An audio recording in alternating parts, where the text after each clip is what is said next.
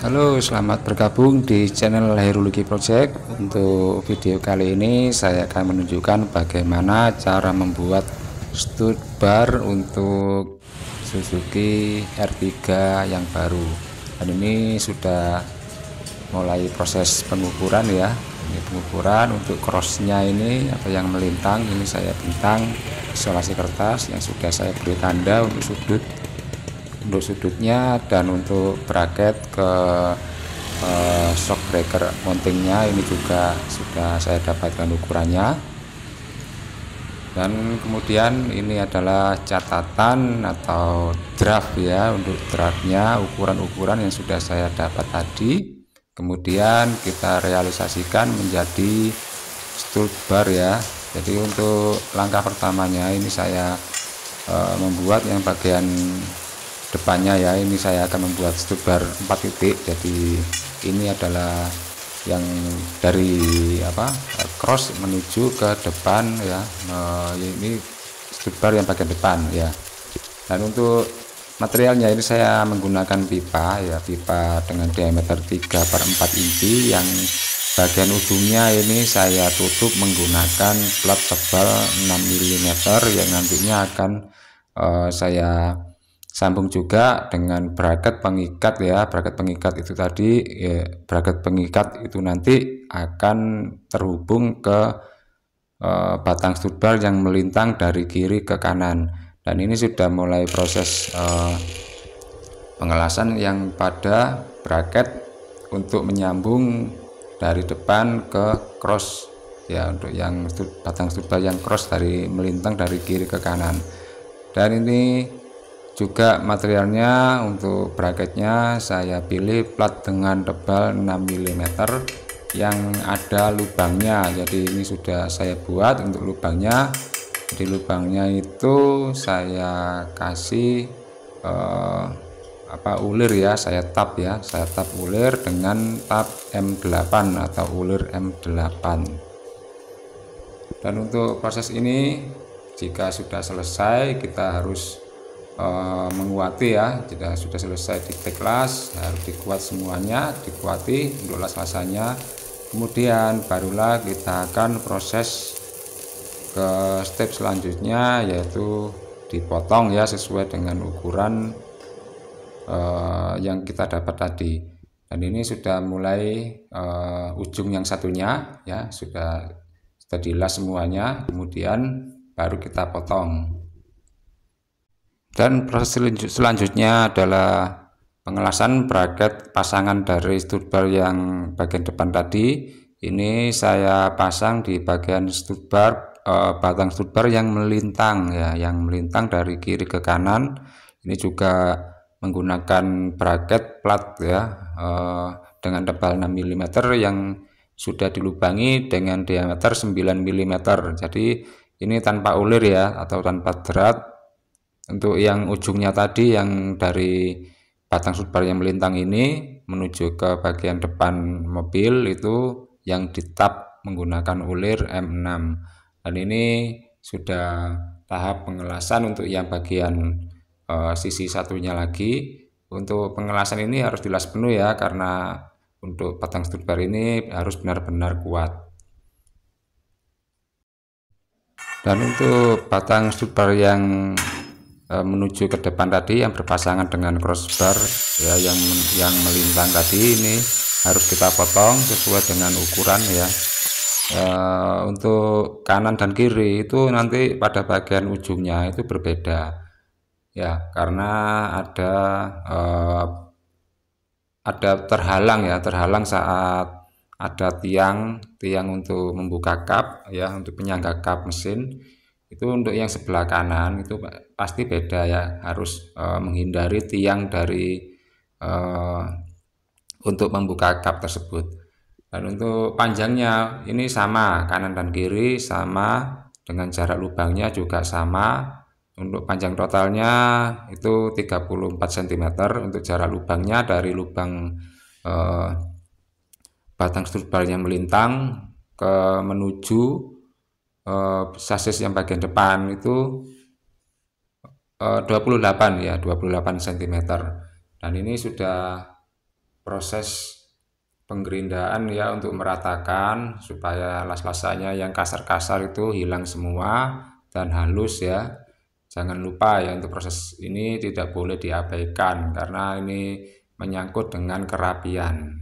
Oke, setelah selesai kita cat ya, ini masih cat dasar ya, cat dasar atau pondasi cat atau apa ya, epoxy filler ya, ini epoxy filler. Dan epoxy filler ini saya menggunakan warna putih ya, menggunakan warna putih. Ini yang bagian melintang saja yang saya cat epoxy filler ya, yang satunya saya cat putih biasa, nanti akan saya kupas ya nantinya. Oke, dan ini adalah stud bolt ya, ini stud bolt M16 yang bagian ujungnya sudah saya gerinda pipih ya, ujungnya digerinda pipih. Ini karena akan saya ulir juga ya. Sebelum diulir atau dibor ini harus dipenitik dulu supaya nanti pengeborannya tidak kemana-mana atau tidak meleset ya, atau bisa center ya sesuai dengan target. Oke, setelah selesai dipenitik bagian ujung dari baut atau stud bolt panjang ini kita bor dengan diameter 6,8 mm ya, dan kemudian setelah dibor jangan lupa disemper ya, menggunakan mata bor yang lebih besar. Ini saya menggunakan mata bor yang 12 mili ya. Setelah itu barulah kita tapping ya, ini saya tapping M8 ya, untuk mengikat batang stud bar yang melintang menuju ke bracket yang tertempel pada shock absorber bagian depan mobil. Dan fungsi untuk stud bar sendiri itu adalah sebagai penstabil suspensi bagian depan supaya lebih rigid ya. Jadi saat bermanuver itu nanti jika tidak terpasang stud bar itu akan saat menikung itu melebar ya, akan tetapi jika ada stud barnya saat menikung atau bermanuver itu lebih stabil, tidak ada melebar untuk istilahnya seperti itu ya. Oke ya, lanjut ke proses pemotongan ini ya. Ini pemotongan stud bolt saya potong dengan panjang 10 cm. Oke, jika sudah selesai kita coba ke batang stud bar ya. Ini yang sudah saya kasih mur ya, saya kasih mur yang dilas pada batang stud bar yang melintang, tentunya menggunakan M16.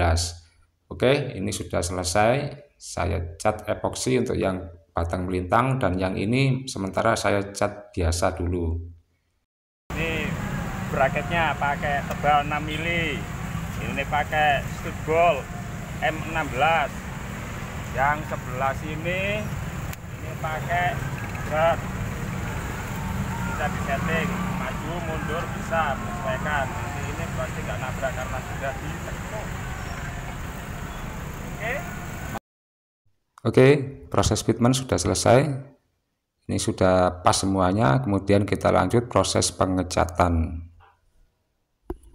Dan ini yang kemarin saya cat pakai epoxy filler, ini lebih kuat. Tapi yang ini tanpa epoxy filler, ini digores saja sudah hilang catnya ya. Nah, ini aja udah hilang. Ini yang tanpa epoxy filler warna putih, ini nggak akan hilang karena dia sudah ada pondasinya pakai epoxy filler. Epoxy fillernya seperti ini warna putih, epoxy fillernya warna putih karena nanti akan digunakan untuk pengecatan yang warnanya cerah atau warna candy ya. Jadi ini kemarin saya warna aja, warna seadanya cat, karena nantinya juga akan saya kupas semuanya ya, karena kemarin cuman untuk fitment aja ini supaya terlihat rapi aja ke pemilik atau pemesannya. Dan setelah di fitment saya lepas, saya cat kembali sesuai dengan warna yang diminta. Nah ini ya, ini tanpa epoxy filler, dan yang sudah epoxy filler ini sangat kuat, beda ya. Ini akan dikupas, diperkuat lagi menggunakan epoxy filler, kemudian dicat sampai habis, sampai selesai prosesnya.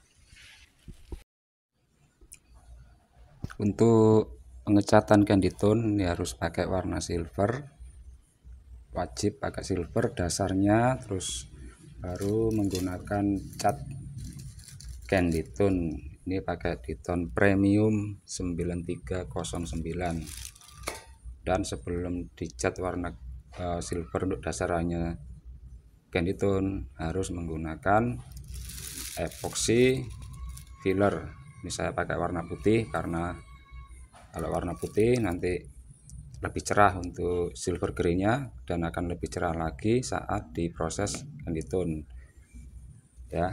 Kemudian ada proses lagi setelah dicat pakai clear ya, harus. Nanti kalau tidak pakai clear nanti akan mudah terkelupas jika tersentuh dengan atau tergores dan warnanya kurang glossy. Oke, sebelumnya ini harus diamplas dulu ya.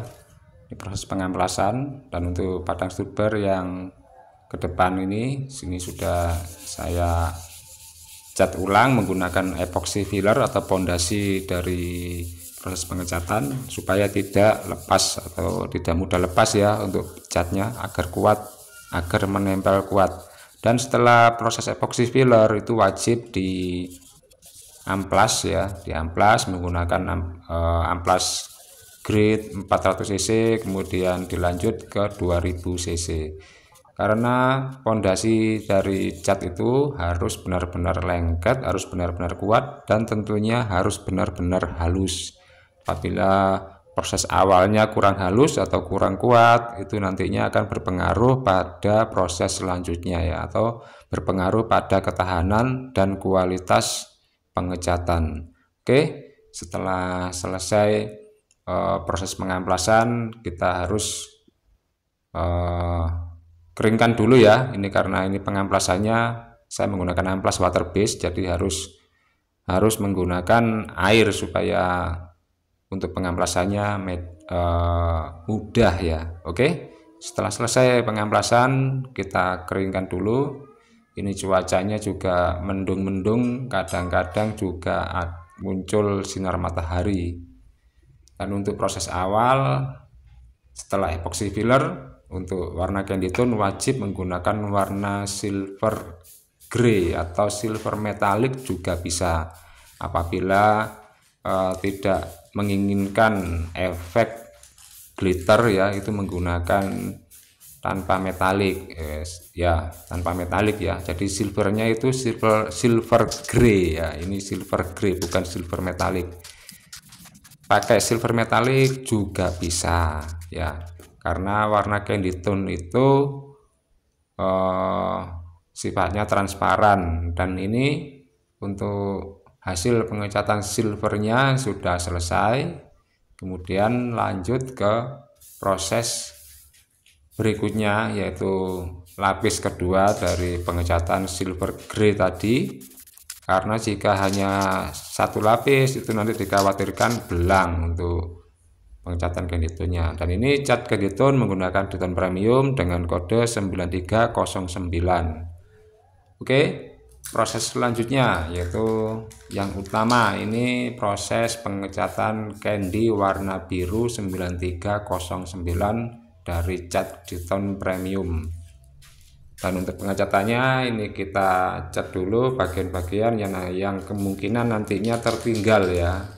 Jadi bagian lubang itu didahulukan dan bagian bawah-bawah itu harus didahulukan ya. Ya, ini ujungnya juga ada lubangnya, ini kita dahulukan pengecatan lubang-lubangnya, kemudian baru diproses pengecatan penuh dengan hati-hati. Karena jika overlapnya berlebihan atau ada kesalahan ya, tidak rata, itu nanti sangat terasa ya kalau pengecatan warna candy, warna apapun, pokoknya warna candy itu sangatlah sensitif apabila overlapnya salah ya. Jadi overlapnya terlalu tebal sebelah, itu nanti akan hasilnya jelek ya, karena akan timbul belang ya. Oke, ini sudah selesai untuk lapis keduanya. Lapis kedua ini dari proses pengecatan candy tone biru, dan setelah didiamkan selama 15 sampai setengah jam ya, 15 menit sampai setengah jam, kita proses berikutnya yaitu proses terakhir ini ya. Dan untuk bracketnya ini saya pakai warna merah candy ya, merah candy untuk bracket di bagian bodinya, dan kita proses langsung clear ya. Ini karena ya proses terakhir ini ya, ini proses terakhir dari pengecatan yaitu proses clear coat.